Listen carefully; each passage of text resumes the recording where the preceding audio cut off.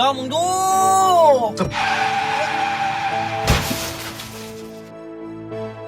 น้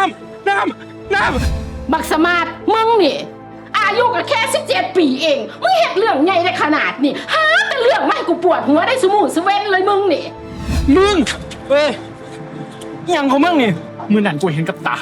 มึงเป็นคนขับรถจนพี่กูตายอ่ะมึงจำคนผิดละโมเมนต์กูไม่เฮ็ดคดีที่เมียผมถึงรถชนเสียชีวิต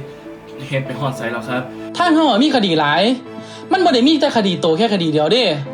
ขั้นโตฟ้าวอ่ะโตก็ไปหาหลักฐานมาที่ล่ะเป็นตำรวจแท้ๆเป็นยังก็บอกมาหมาแบบนี้วะสงสัยคงสิถือเอาเงินปิดปากแม่นบ่เรื่องมันถึงเงียบไปแบบเนี้ยบักรวยน่ะมันเป็นไผวะเกิดเป็นคนรวยนี่มันดีเนาะบ่ว่าสิเกิดหยังขึ้นใช้เงินแป๊บเดียวเรื่องกระจบซุ่มจนนี่ดิจนน่ะเรียกร้องปานใด